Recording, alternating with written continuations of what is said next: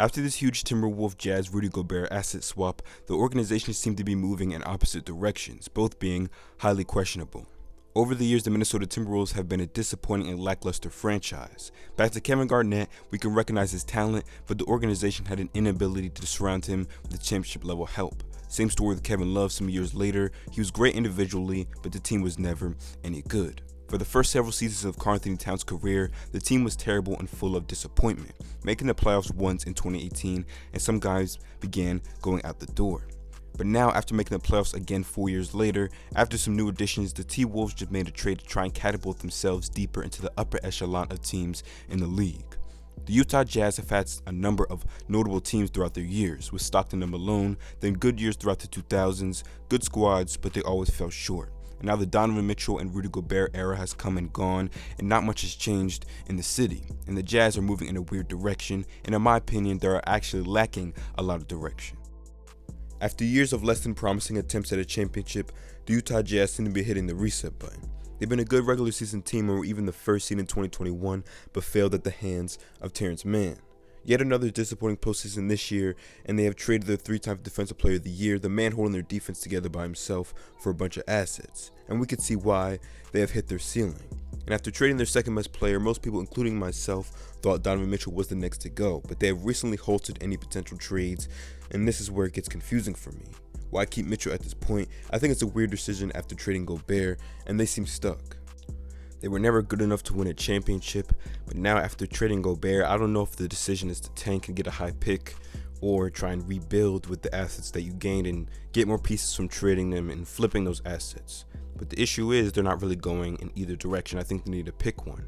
If you're going to tank, I think you have to trade Mitchell to get the highest pick that you can get, unless they think they're going to be that bad where their pick is going to be high enough with Mitchell as the best player and without Gobert. Or I don't know if they're really going after trying to flip these assets, and they already said they're trying to root tool around Donovan Mitchell, so maybe that's what they're doing. They traded for these assets to try to build a new squad without Gobert, but you weren't good enough with him, and I really don't think these assets that they gained from the Timberwolves are good enough to get a better squad that you have with Gobert. We already know no one's signing to Utah, and unless they hit on another draft pick like they hit on Mitchell at 13, they kind of seem stuck right now, and they're not really going either direction. I really don't believe they're going to be able to rebuild by trading these assets. I think they're good assets, but not good enough to really retool another roster that's going to be better than the one that you just had. And also don't think their pick is going to be super high. I think Mitchell gets you enough wins, maybe playing. So I think they really need to pick a direction, and it doesn't seem like they have one right now. On the other side, you have the Minnesota Timberwolves, a team that has struggled historically but has made some strides towards being a better team. They seem like they have found a coach that they like, and they just drafted a guy who will be one of the best players in the game for years to come. Karl-Anthony Towns is one of the best bigs in the game with a versatile offensive game, and he does it efficiently. Anthony Edwards combines elite-level athleticism with good shot making and a fearless fire. And this past season, they had some good defenders like Patrick Beverly McDaniels and Jared Vanderbilt, plus another good player in D'Angelo Russell. They earned the 7th seed and made the postseason after beating the Clippers in the play-in. Due to an inability to hold leads, the team fell to Ja Morant and the Memphis Grizzlies in round 1. And after a promising season, the organization decided that they needed more and traded a lot of depth and picks for Rudy Gobert. Some people like the move, some people hate it, and others are straight clowning the franchise. This is a bold move and means you really think that Rudy will be the guy to send you over the hump. You sold a chunk of your future for him, so let's talk about what Rudy adds to this team. First thing, obviously, being defense. You lose 2 of your best guys that help you to the 13th best defensive rating in the regular season, and Gobert would definitely pick up from the loss from these two guys with a lot of experience in carrying a defense. He adds rebounding, of course, averaged the most in the league. He averages an inside presence, can set some screens, and can, again, have that inside presence if you pass him the ball. But just because this addition bolsters up your defense, that does not mean that this team is perfect and that this was 100% the right move. Karl-Anthony Towns has never been known as a defender, and I don't know how much he can help Gobert on that end.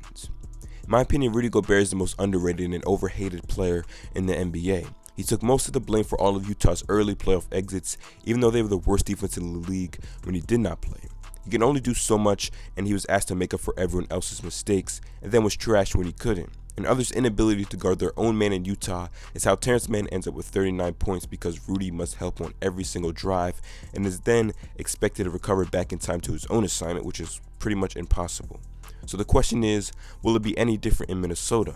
I assume D'Angelo Russell and Anthony Edwards will be better than Mike Conley and Donovan Mitchell because of size on the defensive end, but I guess we'll just have to see.